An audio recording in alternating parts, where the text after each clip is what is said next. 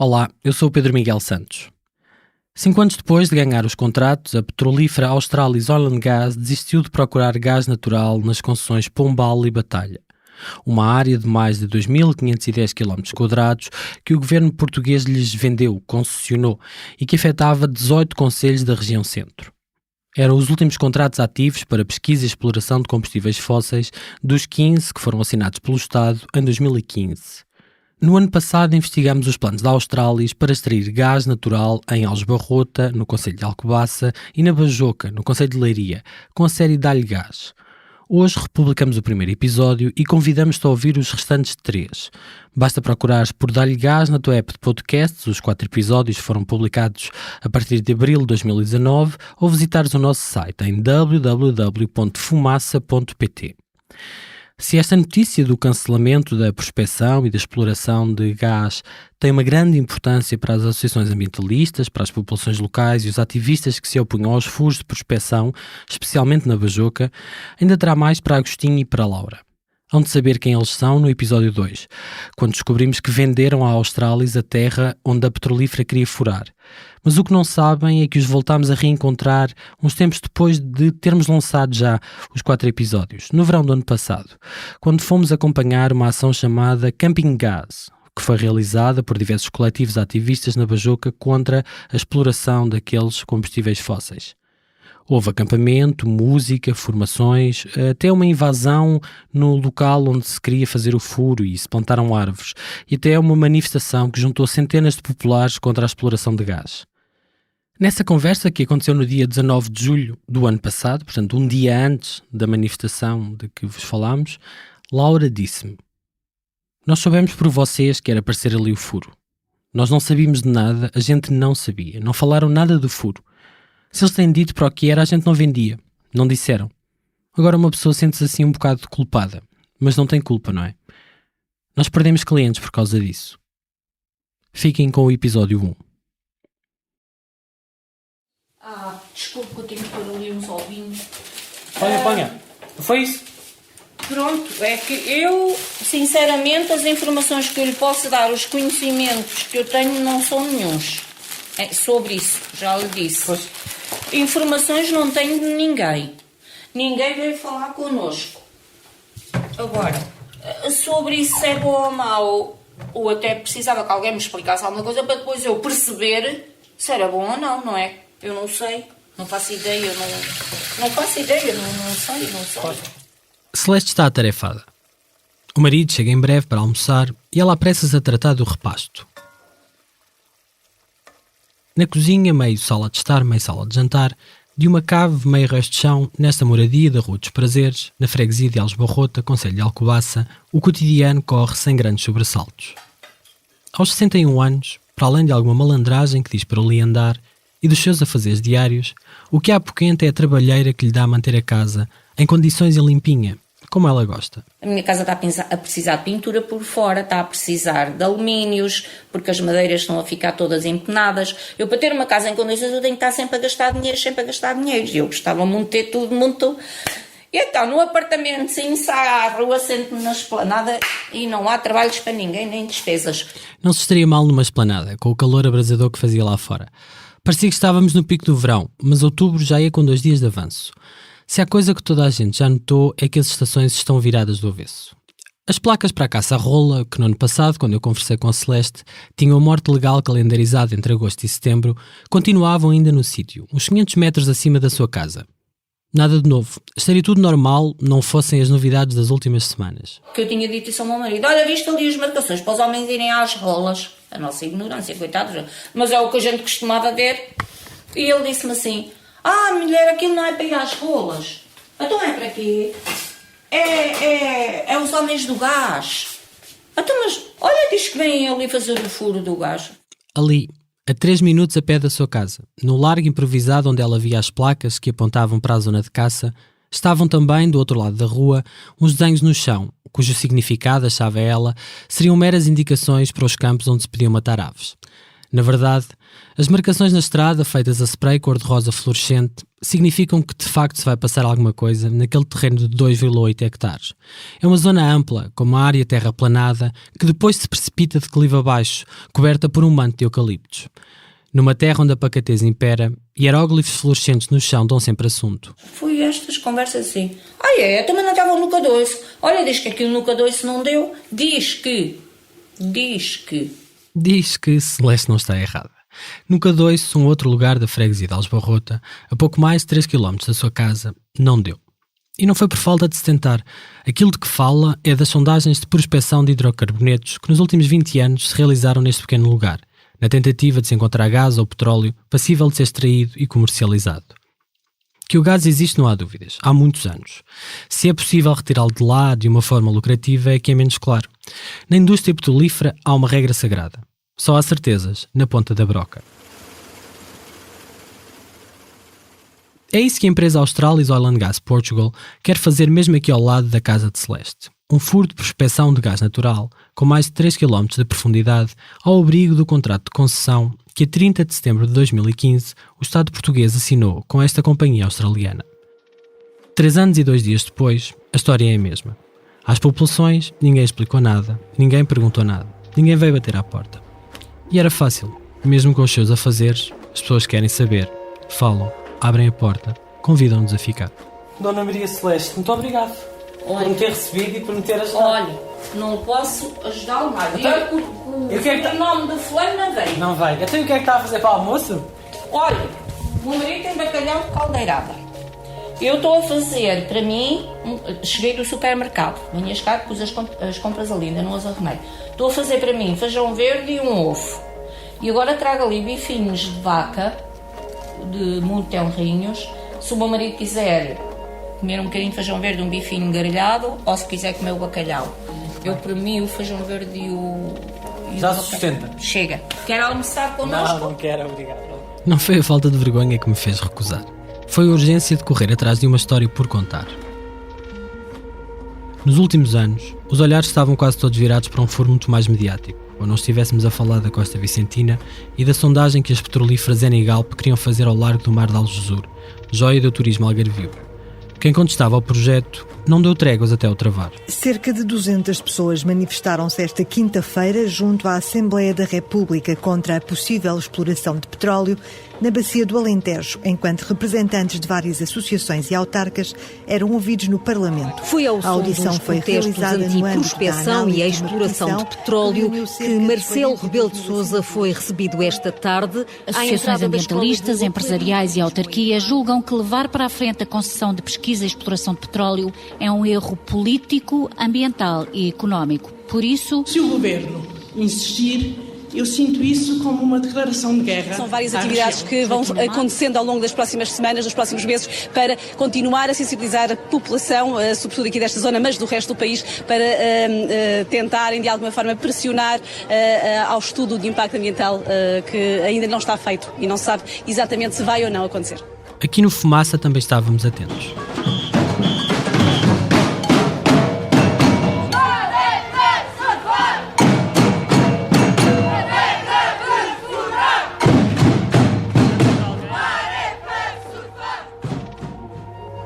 Cobrimos em direto a manifestação Enterrar de vez o furo, tirar as petrolíferas do mar, convocada por 28 coletivos e 5 partidos políticos, que a 14 de abril de 2018 levou centenas de pessoas até à Praça Luís de Camões, na capital, e desembocou nas escadarias da Assembleia da República.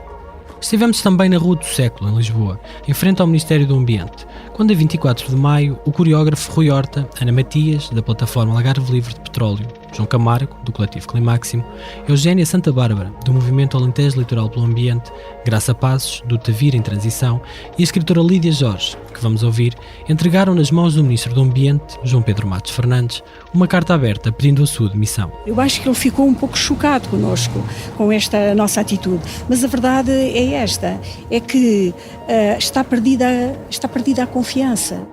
A gota que fez transbordar o copo tinha caído uma semana antes, depois da Agência Portuguesa do Ambiente, APA, autorizar o consórcio Eni e Galp a realizar uma sondagem de prospecção de petróleo no mar de Algesur, a 40 km da costa, sem avaliação de impacto ambiental. Cito: o projeto não é suscetível de provocar impactos negativos significativos, disseram os jornalistas Nuno Lacasta, presidente do Conselho Diretivo da APA. No mesmo dia, o governo deu um sinal de força e pronunciou-se apoiando a decisão. Anunciou numa conferência de imprensa, cuja palavra foi dada ao número 2 do Executivo, Augusto Santos Silva, Ministro dos Negócios Estrangeiros.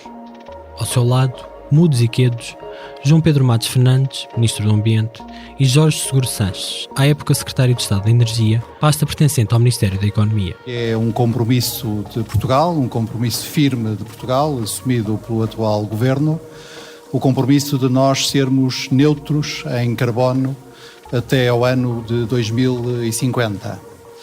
Naturalmente que se trata apenas nesta fase de uma atividade de prospecção, uma atividade de pesquisa, é isso em que consiste o furo que agora foi dispensado da realização do estudo de impacto ambiental e confirmar-se a existência de reservas de petróleo no mar territorial português. Isso contribuirá para a substituição de importações, visto que a fatura que a importação de petróleo pesa hoje negativamente na balança comercial portuguesa é muito elevada e, naturalmente, estando a reduzir a nossa dependência de petróleo, nós continuaremos a precisar de petróleo para vários fins durante algum tempo. Santos Silva, político experimentado, deu uma no cravo e outra na ferradura. O governo é por uma economia com menos carbono, mas até dava jeito de explorar petróleo no nosso mar. Como raposa velha que é, ainda argumentou que, apesar do contrato ter sido assinado pelo governo anterior, estava vigente. E em nome do, cito, princípio de estabilidade contratual próprio de um Estado de Direito que somos, o executivo liderado por António Costa apoiava a continuação da empreitada. Contudo, prometeu. Por isso mesmo, o governo decidiu aprovar, estabelecer uma moratória até ao final do seu mandato, portanto até ao final da presente legislatura, para a pesquisa de petróleo, não sendo possível a atribuição de quaisquer novas licenças para este fim. A bondade do anúncio de Augusto Santos Silva ao referir a moratória, sugerindo alguma ação concreta de oposição à exploração de hidrocarbonetos, foi pouco mais do que retórica. Além deste furo de Algesur, àquela data, continuavam em vigor os contratos de concessão Batalha e Pombal, que obrigam a fazer muito mais furos. Fazendo fé na promessa ministerial, nenhuma nova concessão será autorizada até às eleições de outubro de 2019. Mas se há coisa que descobrimos é que os anos eleitorais são propícios a tomar decisões até ao último minuto.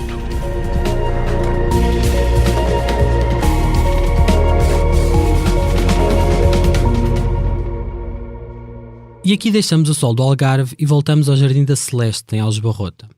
Porque sem que ela ou qualquer outro seu vizinho, freguês, ou mesmo munícipe de Alcobaça soubessem, a 4 dias das eleições legislativas de outubro de 2015, o governo de Pedro Passos Coelho vendeu 2.510 km² de direitos de exploração do subsolo nacional, divididos em 2 blocos vizinhos, a concessão Batalha e a concessão Pombal.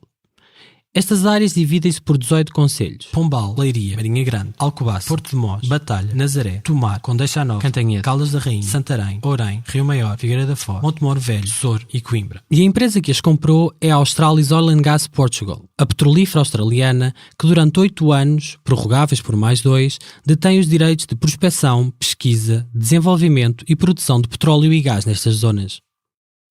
Ao mesmo tempo que o ministro Augusto Santos Silva falava em moratória, já nós andávamos de olho nestes contratos, que continuavam em vigor, embora só se ouvisse falar da concessão Batalha, onde se localiza o furo que querem fazer ao lado de casa de Celeste, em Aljubarrota. Entre os dias 27 de março e 11 de maio de 2018, tinha sido colocado em consulta pública um documento chamado Apreciação Prévia de Sujeição ao Procedimento de Avaliação de Impacto Ambiental da Sondagem de Prospecção e Pesquisa na área de concessão Batalha. Traduzindo, perguntava-se às pessoas se achavam que deveria ser feito um estudo de impacto ambiental a um furo de prospecção, ou seja, um furo de teste, para pesquisar e depois decidir avançar ou não para um furo de exploração comercial. Por lei, passados 20 dias do fim da consulta pública, a Agência Portuguesa do Ambiente, que é a Autoridade Nacional em Avaliação de Impacto Ambiental, deveria ter emitido um parecer sobre as intenções da petrolífera, com base nos documentos submetidos pela empresa e no relatório da consulta pública. Só que o parecer apareceu fora de prazo. foi emitida a 5 de junho, quando o prazo limite era 31 de maio. E só foi tornado público online a 3 de julho, após um e-mail que o Fumaça enviou questionando sobre estes atrasos, quando, por lei, a divulgação devia ter sido feita online até 10 de junho, ou seja, um atraso de quase um mês. Mesmo assim, os documentos oficiais não eram muito esclarecedores. Segundo a APA, era impossível pronunciar sobre os impactos ambientais de um furo cuja empresa que o queria fazer não dizia onde ele era. No parecer lia-se, e cito: "O desconhecimento da localização exata do furo impede a plena caracterização do projeto e do local, aspectos determinantes para que possam estar reunidos todos os elementos necessários para aferir a aplicabilidade do regime jurídico de AIA, Avaliação de Impacto Ambiental." Fim de citação. Fica por perceber como é que a APA permitiu que fosse aberta uma consulta pública com base num documento incompleto, que não cumpria um dos critérios básicos deste tipo de procedimento, que é a descrição do local do projeto. Como a própria APA concluiu, não sabendo o local exato, não se percebe como havia condições para sequer dar início à consulta pública. Fizemos essa e muitas outras perguntas à Agência Portuguesa do Ambiente, um organismo público, tutelado pelo Ministério do Ambiente, mas até hoje nenhuma resposta oficial nos foi dada.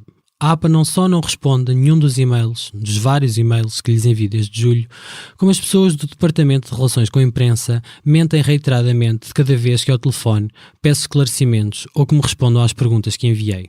Prometem fazê-lo, mas nunca o fazem. A agência está em blackout com o Fumaça. Que o furo seria feito em Alves Barrota sabia-se desde finais de março, quando a consulta pública fora aberta. Mas onde era exatamente parecia difícil de descobrir. Que razão haveria para a empresa não indicar o local num documento oficial? Já seria dona de terrenos? Por quanto teria comprado? Quem tinha vendido? Saberia a vizinhança de tais negócios? E os donos das terras? Saberiam o que se ia lá fazer? Se se discutia a necessidade de um estudo de impacto ambiental, que consequências provocaria na vida das pessoas, animais e plantas? A Celeste bem gostava de saber. Não vale a pena estar aqui a dizer não quero isto, não quero aquilo, não quero aquilo. Nós queremos é desenvolvimento no nosso país. Agora... E acha que isso vai trazer desenvolvimento? Não sei, não faço ideia, não sei, não tenho conhecimento. Foi para tentar responder a estas perguntas que durante mais de meio ano investigámos essas concessões. Lemos relatórios, contratos, estudos. Falámos com dezenas de pessoas, fizemos centenas de quilómetros em viagens. O Jardim da Celeste é o primeiro episódio da série Dá-lhe Gás. Seja toda a gente bem-vindo ao Fumaça. Eu sou o Pedro Miguel Santos.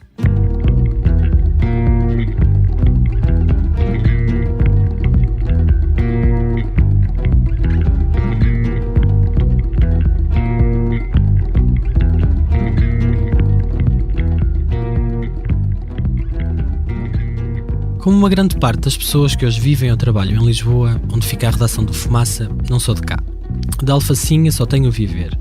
A terra a que chamo minha é no distrito de Leiria, uma aldeia do concelho de Porto de Mós, nos limites do Parque Natural das Serras de Ar e Candeeiros. Entre a cozinha onde Celeste ajeitava o almoço e a cozinha da minha mãe, que por acaso também é Celeste, distam 10 km, em linha reta. O sítio do furo de gás natural fica a 15 minutos de carro da rua onde eu aprendi a andar de bicicleta quando era garoto. E o que percebi ao investigar este assunto é que toda a área da casa da minha mãe, a minha casa, o quintal, toda a aldeia, tinham também sido concessionados pelo governo.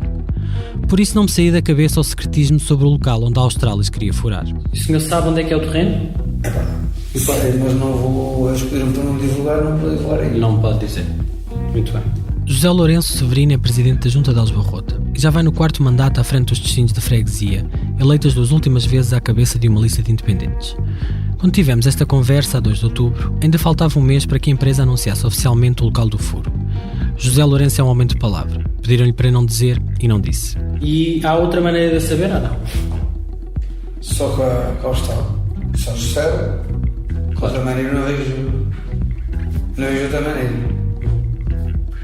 Mas só para eu me situar, fica na mesma área que eles tinham apresentado. Sim.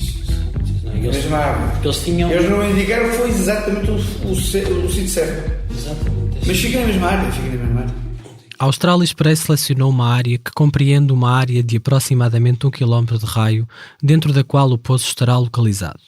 Salienta-se que, embora exista esta área selecionada na qual será definido o local da sondagem, não existe nesta fase uma localização definitiva e exata desse local. Foi a ambiguidade desta frase, contida no documento de avaliação prévia, que foi submetida à consulta pública, que fez a APA considerar impossível pronunciar sobre os impactos ambientais, o que aumentou ainda mais a curiosidade sobre as intenções da empresa. Eu só passaram aqui por cortesia. Portanto, eu não fiquei... Só me disseram que não... Mas nós vimos comunicar, já adquirimos o terreno já está decidido, já está comprado, já está a escritura pública e tal, e foram-se embora. E cá voltaremos um dia mais tarde. Foi só isso. Na Câmara Municipal de Alcobaça, onde por acaso José Severino trabalha há mais de 2 décadas como encarregado de parque e viaturas das oficinas municipais, o seu patrão, o presidente da Câmara, Paulo Inácio, eleito para o seu último e 3º mandato com as cores laranjas, também diz saber de pouco. Mas já se sabe, não é? Já se sabe o sítio? Eu não. Quer dizer, eu sei da informação que a Austrális pediu para falar com o seu presidente de junta de Alves Barrota para ir escolher terrenos para ir ver se sabem o local, mais ou menos. Mas ainda não tem conhecimento? Eu não tenho conhecimento se haja terreno. algum terreno arrendado ou comprado, não tenho conhecimento disso. Nunca mais tive nenhum contato com a Austrális. Por mais estranho que pareça, o autarca dizia não saber.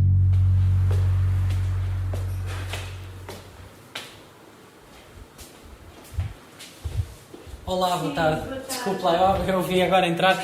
O senhor trabalha aqui? Sim. Carla Sousa prepara-se para abrir o café que explora no Grupo Recreativo Brites de Almeida, uma associação fundada em 1965, mesmo à beirinha da Estrada Nacional 8, no centro de Alves Barrota.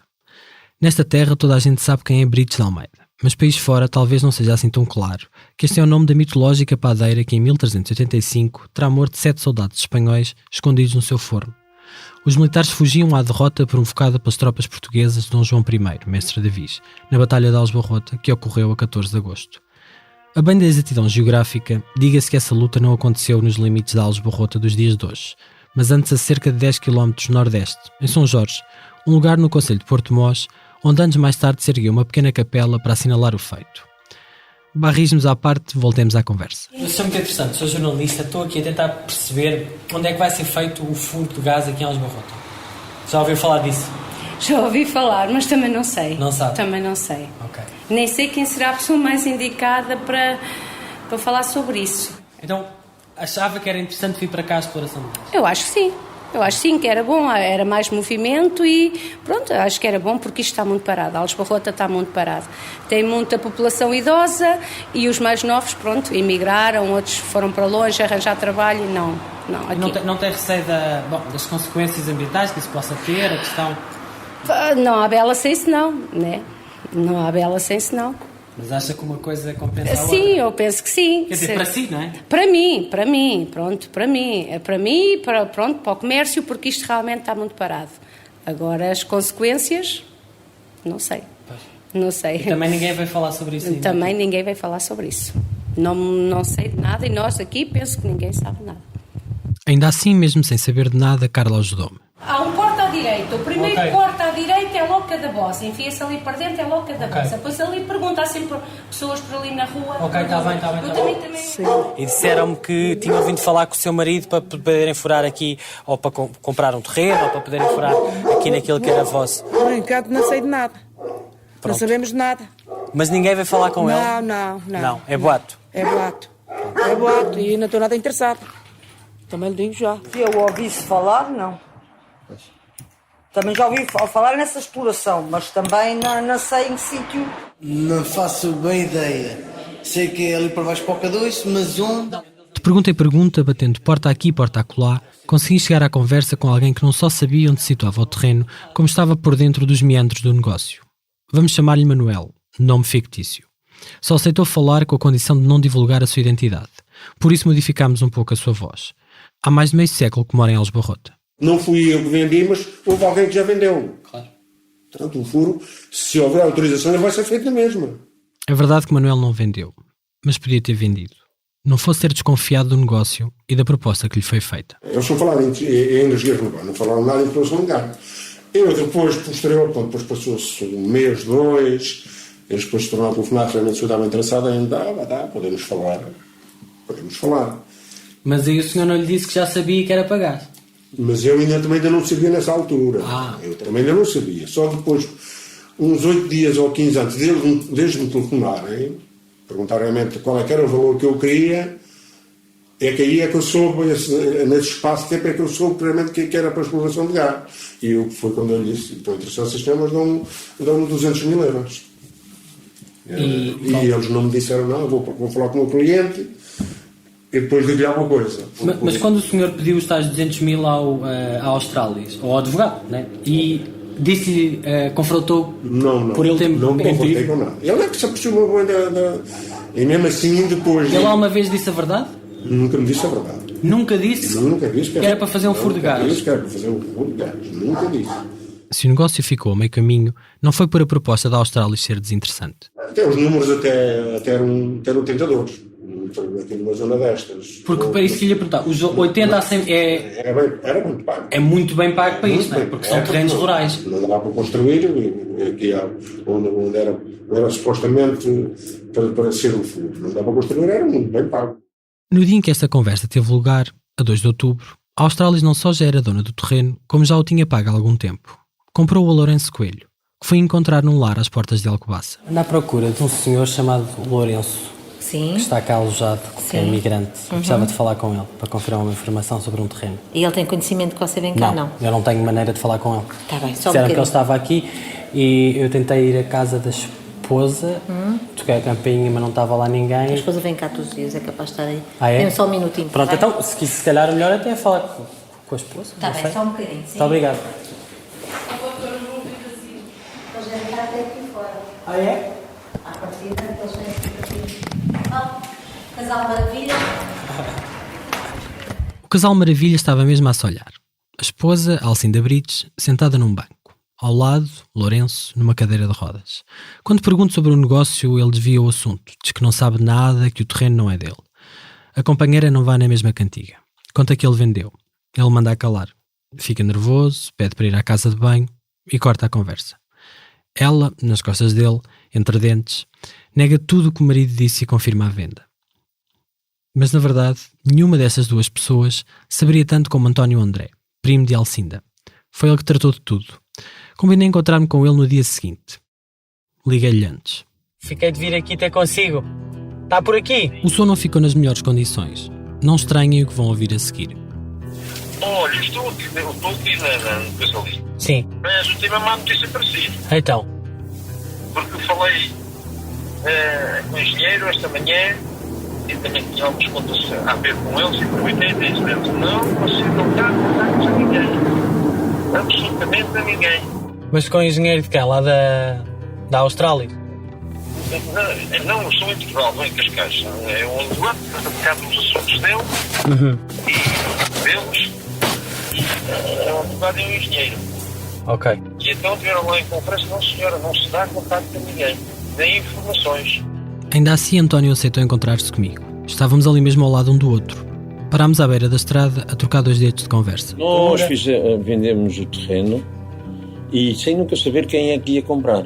Foi tudo por intermédio deste doutor Vasco, que é ali de Cascais, mais o engenheiro Rui. Mas não pensámos que era para eles, nunca pensámos que ia. Só depois, quando foi no ato da escritura, é que vimos que era a empresa óleo, não sei o que, da Austrália. Mas eles, quando nos contactaram, qual foi? Porque mostraram algum interesse em comprar o terreno? Porque nós tínhamos lá uma placa à venda. Vende-se. A placa esteve lá muitos meses. 2 homens falaram com ele, tinham-na visto. Perguntaram quanto custava a terra e o negócio fez-se, quase automaticamente. No Sócio, na altura, que era realmente uma empresa petrolífica, tanto foi no ato da escritura. Mas já fizeram a escritura, então? Tudo. Está vendido? Está vendido. Então, ninguém lá pode mexer. Isso foi quanto?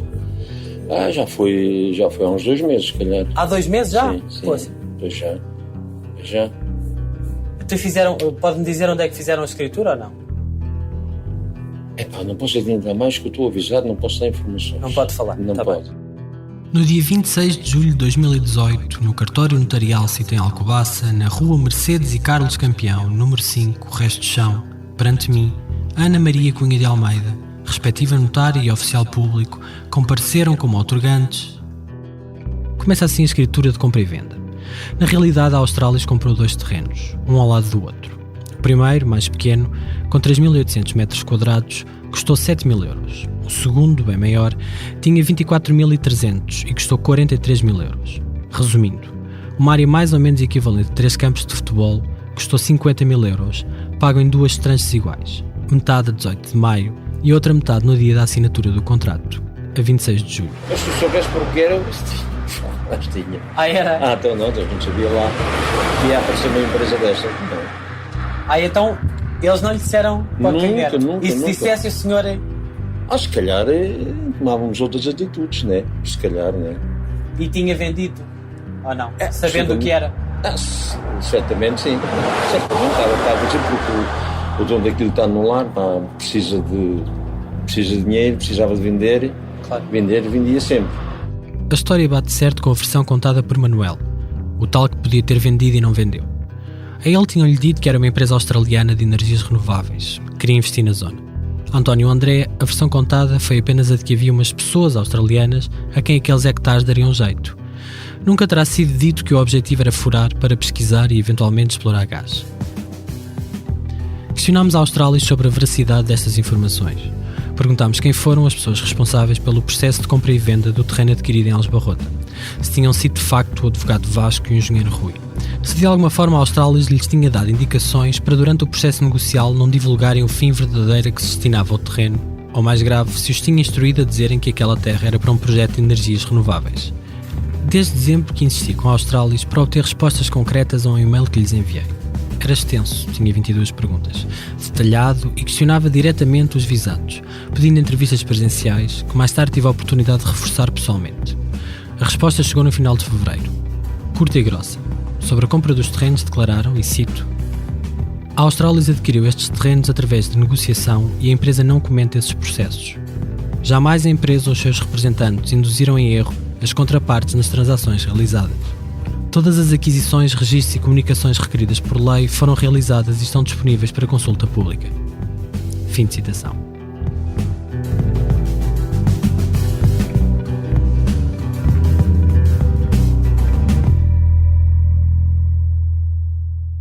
Quando começámos a analisar os documentos sobre o furo de Aljubarrota, procurávamos um contacto que nos permitisse chegar a alguém responsável pelas operações da Australis em Portugal, que explicasse as intenções da empresa, falasse do projeto e, sobretudo, que pudesse esclarecer que razão havia para não se indicar o local exato da perfuração.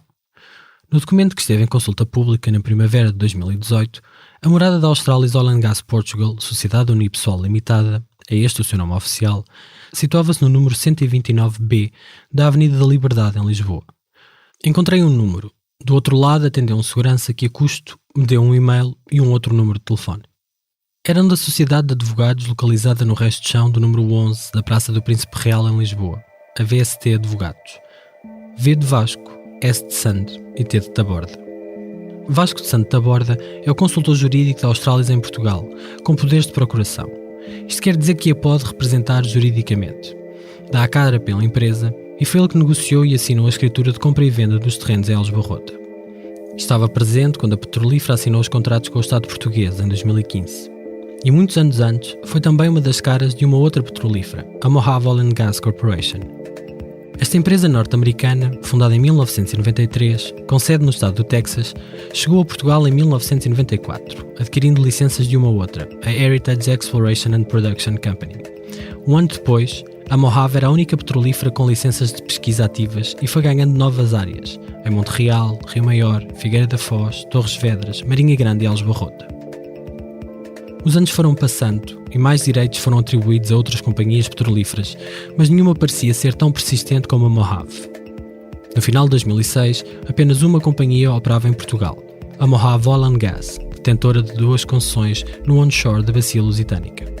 Esta informação consta do Livro Verde sobre a prospecção, pesquisa, desenvolvimento e produção de hidrocarbonetos em território nacional, publicado pela Entidade Nacional para o Mercado dos Combustíveis. Diz também que em Aljubarrota, em 2 furos de pesquisa feitos, havia fortes indícios de gás. Já na região de Torres Vedras, as perfurações procuraram petróleo e em 2 sondagens ele apareceu em quantidade tal que se fizeram até testes de produção, simulando a viabilidade de uma futura exploração comercial. A crença de que a zona centro-oeste seria a galinha dos ovos de ouro negro fez a Mojave abrir uma representação permanente em Lisboa. Desde 16 de julho de 2007, a sede passou a ser o primeiro andar do número 11 da Praça do Príncipe Real, no mesmo prédio por cima do escritório do Vasco da Borda. O advogado era quem tratava das burocracias, contratos e demais obrigações legais em nome do fundador, Patrick Monteleone. Hoje falecido, Monteleone era doutorado em Geologia e fez toda a carreira no mundo do petróleo. Trabalhou na BP como geólogo sénior e passou por outras companhias relacionadas com óleo. Foi vice-presidente da Heritage Exploration, a tal empresa que cedeu os direitos à Mojave em 1994. E era também vice-presidente da Porto Energy Corp, a empresa-mãe, dona da Mojave. A fezada nas oportunidades de negócio era tal que na constituição da empresa Monteleone registra 2 moradas. Uma no Texas, em The Woodlands, um mega projeto imobiliário criado por um empresário do petróleo, e outra na Casa da Padeira, um turismo rural em Aljubarrota, mesmo à beira da Nacional 8. Na verdade, 3 semanas depois de aberta a representação, a 3 de agosto de 2007, Taborda já estava a representar Monteleone na sede da Direção-Geral de Energia e Geologia para assinar, por exemplo, o contrato de concessão Rio Maior 2. Depois de vários anos de promoção e divulgação do potencial petrolífero do país junto de empresas e da indústria petrolífera em conferências, seminários e exposições internacionais, 2007 tinha sido um bom ano para o Estado português no que toca à atração de investimento estrangeiro. Foram assinados 12 contratos de concessão e a Mojave ganhou 5 deles. Ficou a controlar 7 áreas, todas em terra, sendo a segunda empresa que controlava mais concessões naquela época. A Galp era a que tinha mais participações, 8, em conjunto com outras petrolíferas como a Repsol, a Petrobras e a Partex, todas no mar.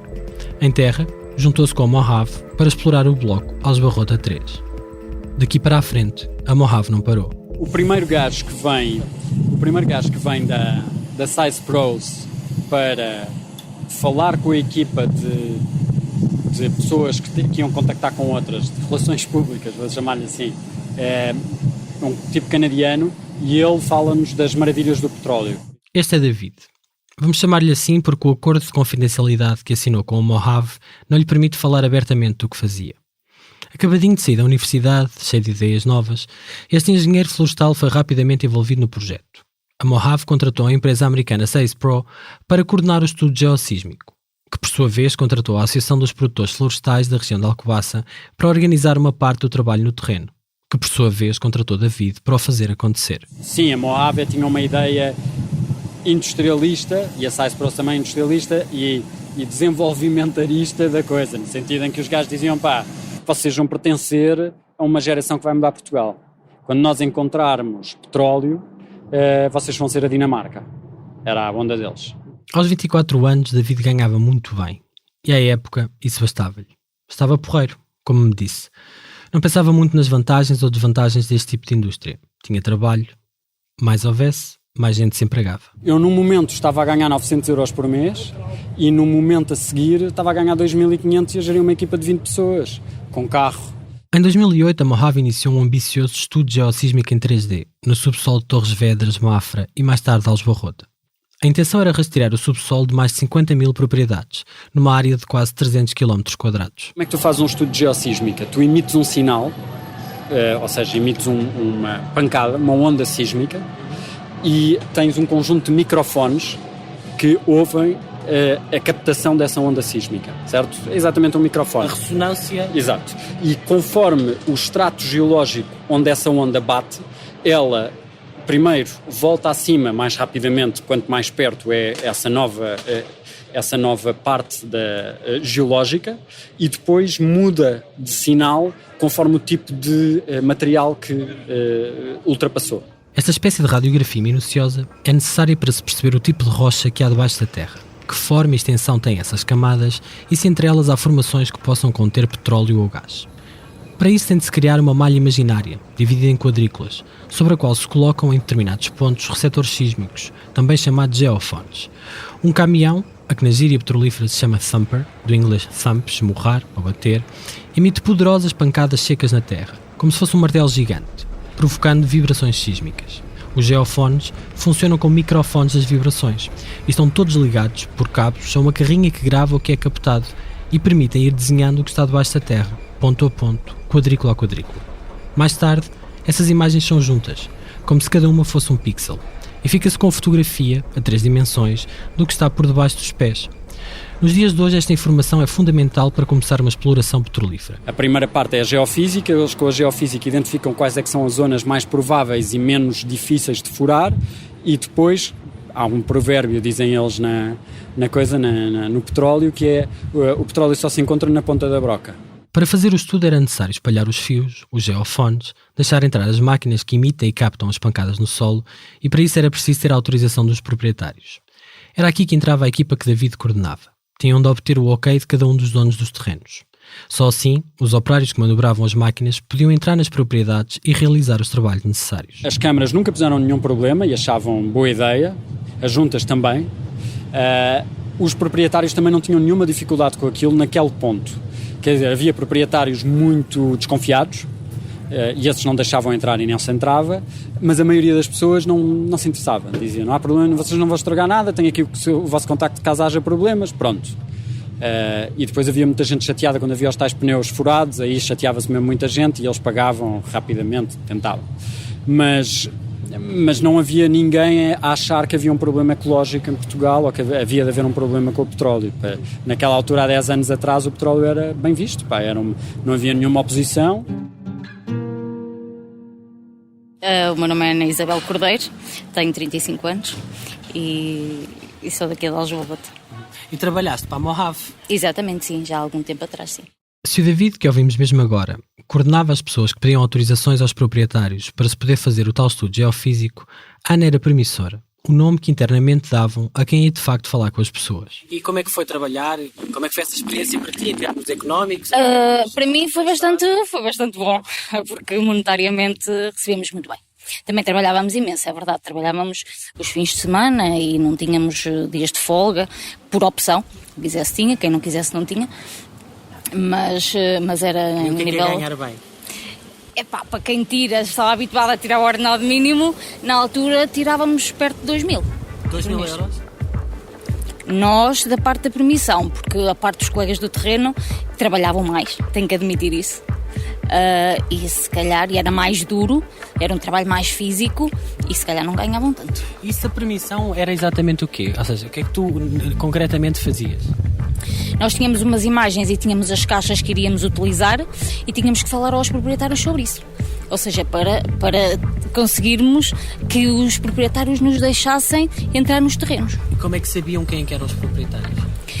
Nós, cada um de nós, tínhamos uma zona. E dávamos uns mapas e nós tínhamos que ir à procura dos terrenos, das pessoas. Tínhamos de ir à procura dos terrenos e dos donos dos mesmos. Isso era um bocadinho... a bater porta em porta, exatamente. Falávamos com os vizinhos, com os amigos, por telefonemas, tentávamos arranjar números para chegar às pessoas. Falávamos sobre o projeto. Havia muita gente que aceitava, muita gente que não.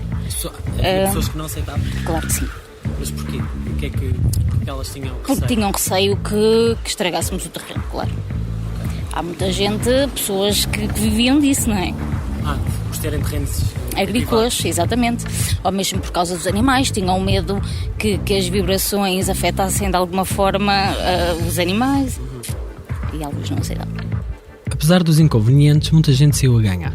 Aos proprietários a quem alguma coisa era estragada, a empresa pagava depressa, sem complicar ou fazer grandes perguntas.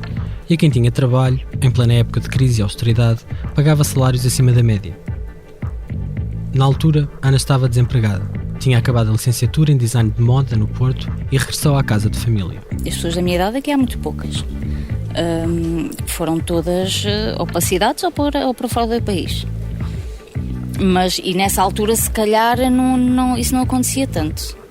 Porque a maioria das pessoas que trabalhavam no projeto eram pessoas entre os 20 e os 45, mais ou menos. Mas foi uma altura muito gira e conheci pessoas muito porreiras e ainda hoje que falo com eles e foi muito interessante. E se houvesse outro, provavelmente se tivesse oportunidade, não me importava de voltar. Não só pelo nível, pelo dinheiro, é óbvio, também, mas também pelo trabalho em si, porque é um trabalho muito livre. Falei com a Ana Isabel no centro de Aljubarrota, sentados num banco de rua, mirando o Pelourinho e a Torre Cineiro. Do outro lado, além da junta, dos correios, da farmácia e do multibanco, a um canto fica o centro comercial Pelourinho. É um daqueles shoppings dos anos 80 ou 90 que hoje estão praticamente vazios, apenas com 1 ou 2 ou 3 lojas a funcionar. Ainda assim, ponto de passagem para quem anda no centro da vila e, sem grande esforço, encontra-se sempre alguém com uma história para contar. Mas era todos os dias tipo tropa, uma parada e eles a falar para a gente. Isto pode parecer estranho, mas não vos consigo apresentar este homem. Estava no centro comercial a tentar descobrir quem teria trabalhado com Mojave e ele apareceu. Meteu conversa com os conhecidos com quem eu estava a falar, disse-me o que tinha a dizer e foi-se embora tão depressa como tinha chegado. Nem o nome lhe consegui perguntar. Um chefe deles falava para um dos relacionamentos legais aqui de Nazaré, sabe inglês, davam nos barcos, depois traziam para nós todos. E à noite, só se houvesse reunião, isso era para descansar, algo tinha corrido mal. E trabalhava lá muita gente daqui? Sim, grande parte daqui. E depois daqui, Nazaré, Valado, muita gente de Nazaré, porque as carrinhas, saímos de São Paulo, também levava uma carrinha, Saímos ali nas bombas da Repsol do Valado, das bombas, autostrada, né? Saímos ali, carregar pessoal, enquanto houvesse pessoal, e depois direito de Torres. O sistema de trabalho, fosse em Algesbarrote ou em Torres Vedras, ao longo das várias campanhas de sondagens sísmicas, tinha uma organização clara. A Mojave subcontratava externamente os serviços de que precisava. As profissões especializadas na geologia ou engenharias eram desempenhadas por empresas estrangeiras com trabalhadores estrangeiros, norte-americanos ou canadianos, no caso da Seis Pro. A companhia romena Prospectiuni encarregava-se do levantamento geofísico. Tinha as máquinas, os fios, o material técnico. Já a Associação dos Produtores Florestais da região de Alcobaça, a Ambifloresta e a Checklane, empresas locais, eram responsáveis pelo transporte de pessoal, identificação dos proprietários dos terrenos e autorizações para poderem ir trabalhar. Eles pagavam bem? Uma média de 2.000 euros por mês. A cada homem? A cada homem, a cada um de nós, da gente. 2.000 e picos. Agora os profissionais, imagina quanto é que vocês ganhavam. Porque havia os chefes eram profissionais. Esses, imagina quanto é que vocês ganhavam. Esses gajos não ganhavam dinheiro. Então acha que isso foi bom? Foi. Então, para a região, para as pessoas, não sei, estou-lhe a perguntar. Foi.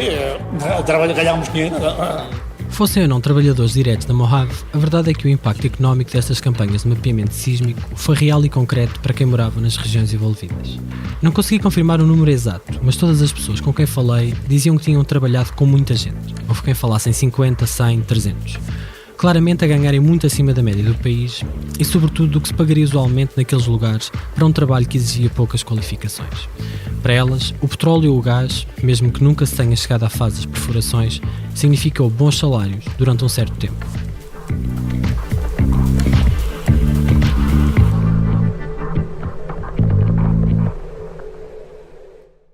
Alcobaça tem o fato de ter sido o concelho onde foi feita a primeira exploração de hidrocarbonetos do país.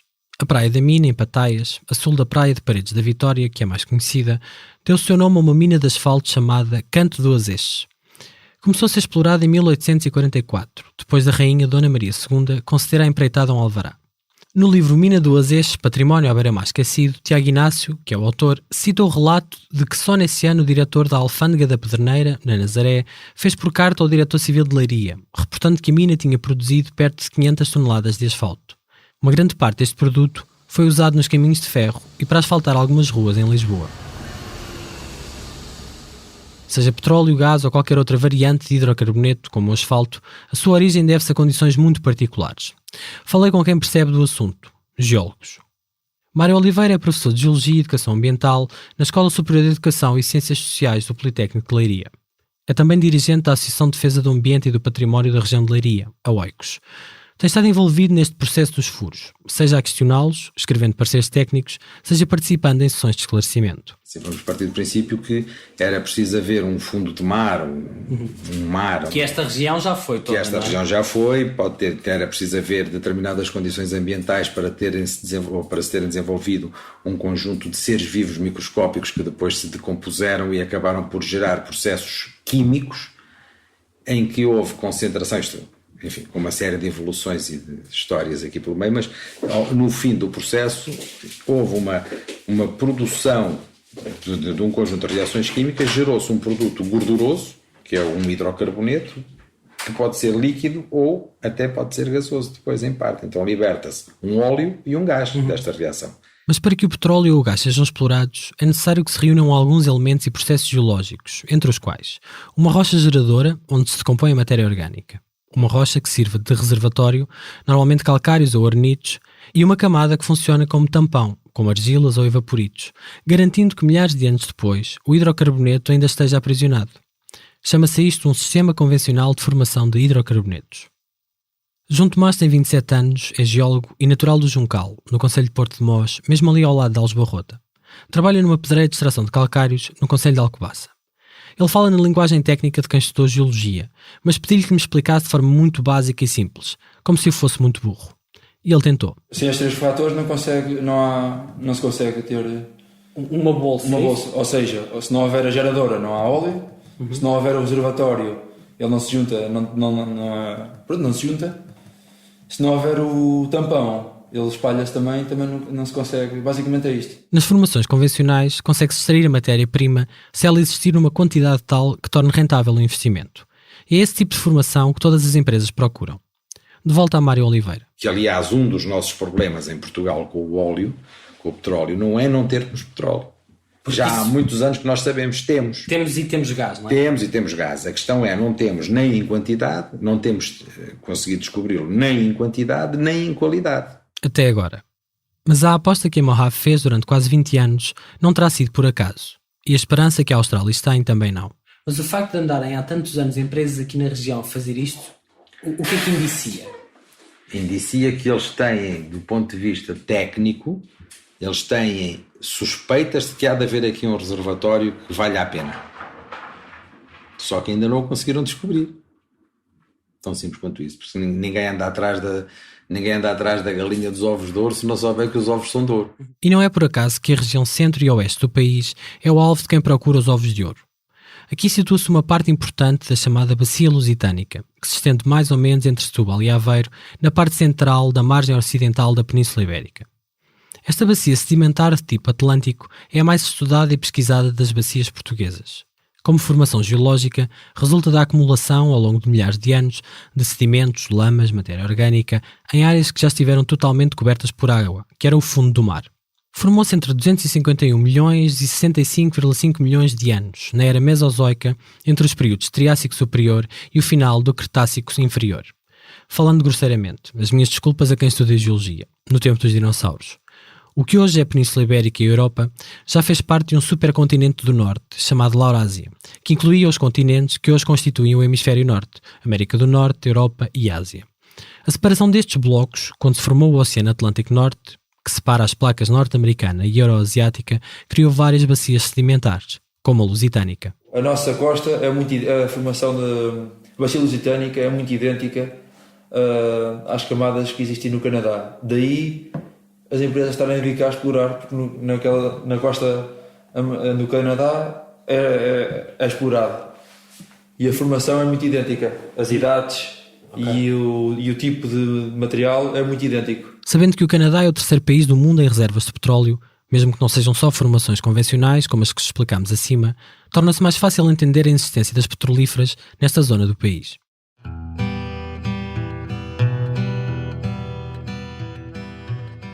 O furo que a Australis agora quer fazer na Rua dos Prazeres, onde mora a Maria Celeste, que ouvimos no início deste episódio, é só mais um. A bacia lusitânica é como um bolo com várias camadas, e essas camadas não são uniformes, nem na espessura, nem no tipo de rocha. Pode furar num sítio onde se espera que haja petróleo ou gás e não estar lá nada, ou não estar nas quantidades ou qualidade pretendida. Só com o nome Alves Barrota foram realizados 6 furos de pesquisa. Pelo menos 3 provaram a existência de gás a diferentes profundidades e em diferentes tipos de formação rochosa. Na região, num raio de 30 km, foram realizadas mais de 20 sondagens de pesquisa, quer no concelho de Alcobaça, quer nos vizinhos, ao longo dos anos. Nós colocámos essa questão, lembro-me perfeitamente, se eventualmente encontrarem alguma coisa, se aquilo se lhes correr bem, como é que nós vamos ficar? Esta é Filipa Faustino, habitante da Quinta do Mogo ou apenas Mogo. O pequeno lugar, situado num vale com vista para a Serra dos Candeeiros, não estava preparado para a confusão que aí viria, embora a algumas dezenas de metros esteja o Cadoiço, uma povoação vizinha onde se fizeram já 4 furos e de que também falámos no início deste episódio. E a resposta foi tão simples quanto: isso se logo se vê. Agora não vamos supor uma coisa que não sabemos o que é que vai acontecer. A chegada da Mojave Oil & Gas ao Mogo foi uma surpresa para toda a gente, porque os furos sempre foram feitos a umas centenas de metros dali, no Cadoiço, em campos agrícolas e sem casas próximas, ao lado do IC9. Aqui, entraram primeiro e visaram depois. Eles puseram um aviso qualquer na caixa de correio, mas uma coisa muito vaga. A dizer que iam continuar com... E foi assim que nós soubemos. Foi assim que depois que nos juntámos e que decidimos marcar uma reunião, porque estávamos descontentes. Aquilo era mesmo muito barulho, era imenso barulho. A população foi reclamar à Junta de Freguesia de Aljubarrota e marcou-se a tal reunião, de que a Filipa foi a grande impulsionadora. Estiveram presentes um representante de cada uma das 12 famílias do Mogo e os presidentes da Junta e da Câmara, os mesmos que hoje ocupam os cargos. Olha, eu sei que na altura foram lá pessoas para ver a casa por causa da passagem de carros pesados e tudo. Eu não sei se teve alguma influência, mas aquela casa já é velha, mas depois disso ficou cheia de fissuras. Já estava lá há muitos anos, há bastantes anos, e entretanto, ela agora está, houve mesmo uma parte que abateu e tudo, mas pronto, aquilo foi muito giro passarem lá para fazer o levantamento, mas depois ninguém nunca mais perguntou nada, não quis saber de nada, não. Mas está-me a falar de casa, de uma casa, da sua, onde eu encontrei o seu pai hoje. Sim. Sendo um lugar tão pequeno, daqueles onde toda a gente se conhece, Filipa não foi a única a ter problemas. Henrique é casado com Maria e moram na Quinta do Mogo. Os nomes deles são fictícios, porque não querem ser identificados. Acontece que depois de andar aí 15 dias dia e de noite a fazer, não deixaram dormir ninguém, e não havia hipótese nenhuma, ainda fiz queixa, e disse que se chamava a polícia, mas que isso era um assunto que estava nas mais altas instâncias, que não havia hipótese nenhuma de me pronunciar sobre... Diziam na junta e diziam que não havia hipótese nenhuma de me pronunciar sobre isso, e a polícia inclusive aconselhou-me a não me pronunciar, porque isso já estava muito para além deles. Quando isto se passou, em 2011, estava também a ser feito um furo no Cadoiço. Correu tão bem que no cimo da torre de perfuração uma chama ardeu constantemente durante dias. Esta é uma técnica conhecida como flaring, ou queima da tocha, em português, cuja finalidade é manter o poço de gás em segurança a uma pressão constante. Se há chama, há gás. Se ela arde durante dias, é porque lá está numa quantidade e pressão interessantes. Mas para esta povoação, que antes de ser retalhada entre herdeiros era uma grande propriedade familiar, as coisas não correram assim tão bem. Inclusivamente, há uma coisa muito interessante. Tenho aqui um furo de água, já há muitos anos, já há 30 anos, está aqui ao lado mesmo, e esse furo de água secou. Quando eles fizeram o deles, secou. Eu reclamei, disse, além de me terem incomodado, terem partido a estrada toda, porque não está todas que eram que arranjavam, não arranjaram, a estrada toda partida, mesmo com caminhões que andaram aí, não sei o quê, disseram que arranjavam a estrada, não arranjaram, partiram a estrada toda, secaram-me o furo de água, reclamei, não, o seu furo só tem 50 metros, o nosso furo tem muito mais, mas está isolado até aos 50. Não ficou por aqui. A grande perturbação foi realmente o movimento. Uma pessoa querer sair de casa para ir trabalhar e não conseguia porque os caminhões eram enormes. Olha, ainda partiram o carro todo, uma vez partiram um carro, o meu carro. Pagaram, sim senhora, mas ali no cruzamento tinha uma máquina com uma pá, bateu no carro, arrebentou o caminhão. Que não tinha carta de condução sequer, a conduzir um trator, com a pá, não é? Da frente do trator em cima do meu carro. Uma reta escavadora. E o senhor estava lá dentro? Sim, foi no cruzamento. Levou o carro à frente, partiu o carro todo. Tinha o carro há um mês. Não era nada. Há 2 meses. Há um mês ou dois. Há um mês ou dois. Era aquele carro que a gente viu, aquele branco, a frente ficou toda destruída. E como não há duas sem três... A água inundou um terreno todo ali, em baixo. Depois a água inundou um terreno todo de lamas e não sei o quê. A água com espuma, com uma espuma que eles punham no furo, não sei o quê. Inundou um terreno todo, tinha ali um pomar. Com muita espuma. Ficou tudo inundado de águas e lamas. Água e lamas, não foi só a água. E então, o que é que aconteceu? Nada. Aconteceu, inundou e... Disseram que repunham tudo como estava e não repuseram nada. As promessas Henrique e Maria não esquecem. Mas era preciso aguentar. Tudo melhoraria. Tem que ser, isto vai dar muito dinheiro aqui para a zona, isto vai ser muito bom para vocês todos. Vocês têm que suportar agora de 15 dias, dia de noite, depois começa a ser mais sol, depois vai haver barulho. Em 2011 trabalhava-se de sol a sol. Era preciso furar, era preciso avançar. Mas de repente... E de repente, depois de terem incomodado toda a gente, a torre nunca chegou a ser montada. A torre depois de terem gasto montes de dinheiro a alugar o furo, depois de terem gasto montes de dinheiro com o primeiro furo, que a plataforma que foi feita em betão e não sei o quê, vieram aí um dia com um caminhão de betão, taparam tudo e abandonaram. Hoje a estrada continua esburacada. O terreno onde se furou parece uma grande praça inerte, rodeada por rede ovelheira, coberta de brita, com grandes tufos de ervas aqui e ali. Talvez a pressa em sair do Mogo tivesse que ver com os preparativos para a grande novidade que viria a público dali a uns meses.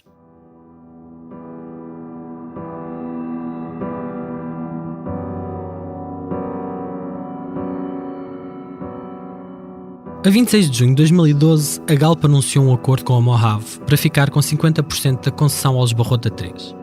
Lembrem-se que dentro de uma concessão, que é uma determinada área no país, pode haver vários furos. Nesta de que falamos, a que deram o nome aos Barrota 3, incluíam-se os furos do Cadoiço, onde ardeu a tal chama de gás, e do Mogo, que não deixava dormir Henrique, a Maria ou a Filipa. Mas os 4,3 milhões de dólares, 3,4 milhões de euros à altura, pagos pela empresa portuguesa Mojave, tinham em mente uma outra perfuração, nova, com o nome de código Alcobaça 1. Ficava na Quinta do Telheiro, quase dentro da cidade, a uns meros 800 metros do Mosteiro de Alcobaça, classificado como Património Mundial da Humanidade pela Unesco. Se no Mogo o furo foi selado, a Quinta do Telheiro era agora a nova aposta, de toda a gente, governo, autarquias locais, empresas. A 3 de setembro, realizou-se a grande cerimónia de assinatura que selava a parceria entre a Galp e a Mojave. Uma comitiva de homens de negócios, dignatários vários, forças vivas regionais e locais e governantes vão a Alcobaça abençoar o negócio e visitar o estaleiro dos trabalhos. Entre toda aquela gente estava o Ministro da Economia, Álvaro Santos Pereira, e o Secretário de Estado da Energia, Artur Trindade. A RTP esteve lá para registrar o momento. Esta peça do jornalista Rui Alves Veloso passou nessa noite no telejornal. Os trabalhos até já decorrem. A Mojave Oil and Gas Corporation, detida por canadianos, acredita que existem quantidades suficientes para avançar e anunciou que irá investir 230 milhões de euros na prospecção e exploração de petróleo e gás natural em Portugal. Alcobaça é um dos sítios onde está a ser feita a prospecção. Se os testes forem positivos, aqui pode vir a ser extraído gás natural a cerca de 3 mil metros de profundidade. O Ministro da Economia visitou o local. Para nós o que é importante assinalar é a confiança que existe de empresas multinacionais, em parceria neste caso também com a Galp, em investir umas boas centenas de milhões de euros no desenvolvimento dos nossos recursos naturais.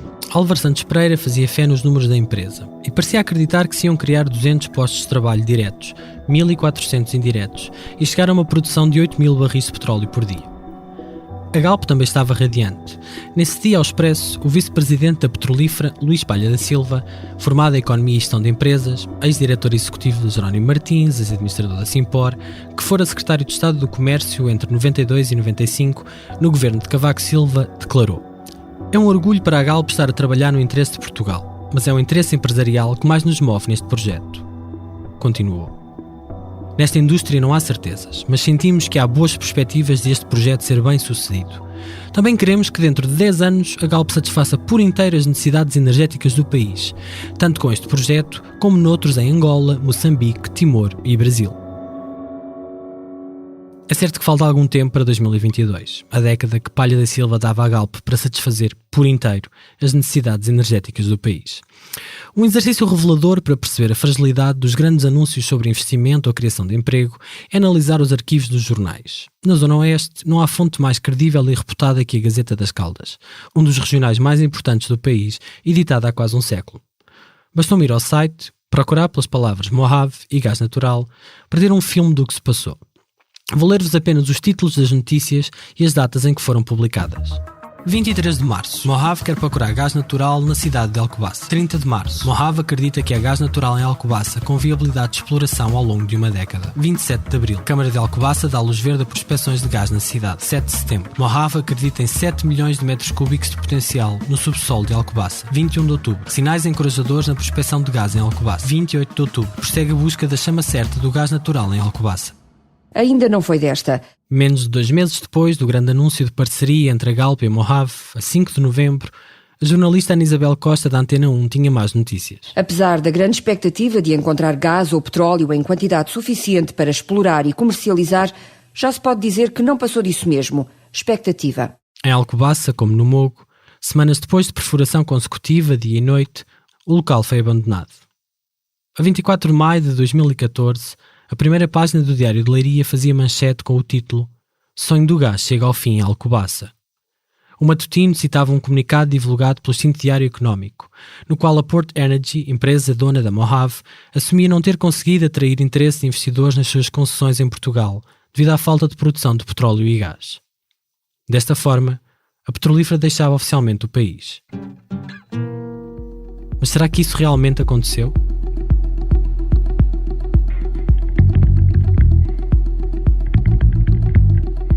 nos próximos episódios de Dá-lhe Gás. Portanto, o dinheiro que roda, o dinheiro está sempre a rodar. Haja petróleo ou não haja, o que eles têm que provar, e isso prova-se com os testes e com os relatórios que eles lançam, é a possibilidade de existência. Quando houver possibilidade de existência, aparece dinheiro. Sr. Presidente, está esclarecido? Não estou. O nosso gasoduto traz 2 mensagens muito interessantes. Gás, tão natural como a extinção, e a União Europeia patrocina o caos climático. That's enough to provide Portugal gas for 2 years.